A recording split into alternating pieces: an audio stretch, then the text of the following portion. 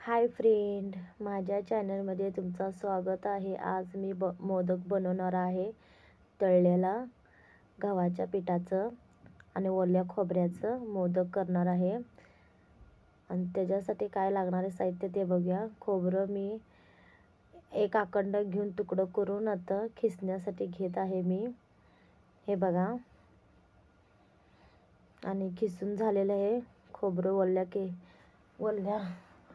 वल्ल्या नारळाचं खिसून झालेलं आहे. आणि आता गुळ घेत आहे. हे बघा, आणि इळतीनं कापून घेत आहे मी.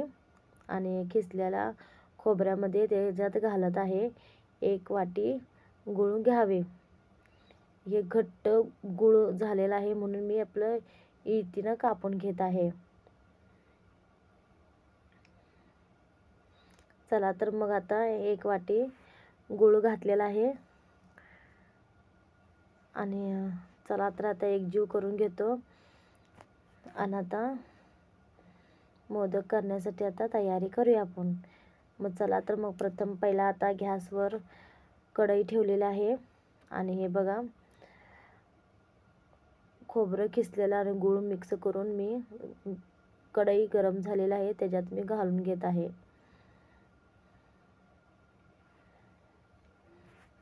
मोदक खूप साध्या सोप्या पद्धतीने तुम्ही बनवू शकताय, काही अवघड नाही आहे. आणि हे मी तळल्याला बनवणार आहे. उकळून सुद्धा तुम्ही तयार करू शकताय गव्हाच्या पिठाचं. आणि तेलात तळून सुद्धा घेऊ शकताय. आता खालीवर परतून घ्या चांगलं. चिपचिपपणा म्हणजे चिटकपणा होत नाही तोपर्यंत चांगलं कढईमध्ये भाजून घ्यायचं. आणि वरनं तूप घाला, किंवा तूप नसेल तर तुम्ही डालडा किंवा तेल घालू शकताय.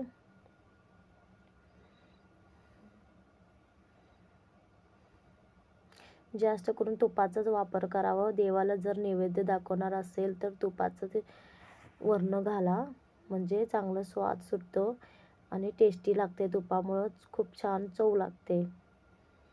आणि आता चांगलं 5 ते 10 मिनटं चांगलं भाजून, बारीक गॅस करून भाजून घ्या. आणि 1 वाटी दूध घाला. खोबरं आणि गूळ शिजताना चांगलं चिटकपणा सुटूपर्यंत चांगलं थोडं दूध घालून त्याला 5 ते 10 मिनटं चांगलं शिजण्यासाठी, चांगलं ब्राऊन कलर येईपर्यंत त्याला चांगलं शिजून घ्या. खूप सोपं आहे ओल्या खोबऱ्याचं गव्हाच्या पिठाचं मोदक बनवायचं. संकष्टीला वगैरे तुम्ही झटपट बनवू शकताय. हे बघा, कलर कसा आलेला आहे, ब्राऊन कलर आलेला आहे. आणि चला तर मग माझं झालेलं आहे. गूळ आणि खोबरं शिजून ते तयार झालेलं आहे. आणि आता चला लाटून घेतलेलं आहे. आणि आता वाटी उठवून पानं तयार करून घेत आहे. गोल गोल गोल लाटा तयार झटपट.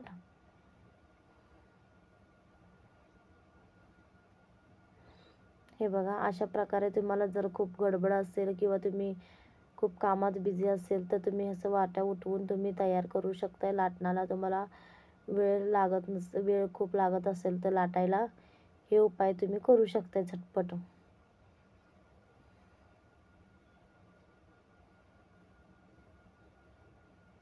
मोदकाचं तयार झालेलं आहे. आता हे बघा, आता गव्हाच्या पिठात ते शिजून घेतलेलं आहे गूळ आणि खोबरं. आणि आता हे बघा तयार बघा, सुटसुटी तेल छान झालेलं आहे. गूळ बरोबर मापात झालेला आहे. आणि हे बघा, पाण्यात मी घालून घेत आहे.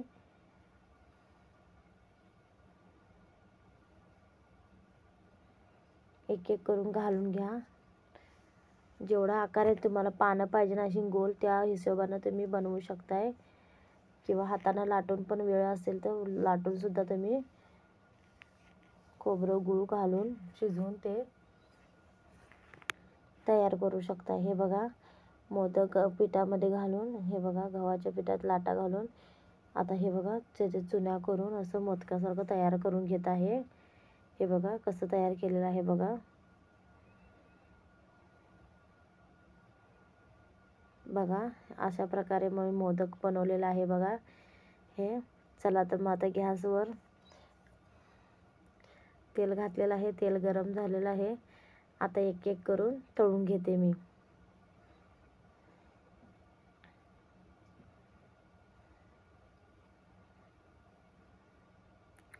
मोदक खूप सोप्या पद्धतीने आहे, काही अवघड नाही आहे. तुम्ही पण नक्की ट्राय करा. आणि हे बघा मोदकला चांगलं तांबूस कलर येईपर्यंत चांगलं भाजून घ्यायचं, चांगलं तळून घ्यायचं. मोदक अगदी साध्या सोप्या पद्धतीने तुम्ही बनवू शकताय. खूप टेस्टी हा मोदक लागत आहे. तळल्याला खूप शक्यतो जास्त करून तळल्यालाच लोक जास्त बनवतात. छान लागते, पीठ चांगलं शिजते, तळून निघते. म्हणून हे तुम्ही उपाय करू शकता. आणि गणपतीला उकळलेला पण मोदक आवडते. संकष्टीला वगैरे करणार असलं तर अशा प्रकारे तुम्ही मोदक बनवू शकताय.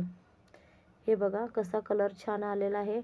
आणि मोदक माझा तयार झालेला आहे. कसं वाटलं मला कमेंटमध्ये नक्की कळवा.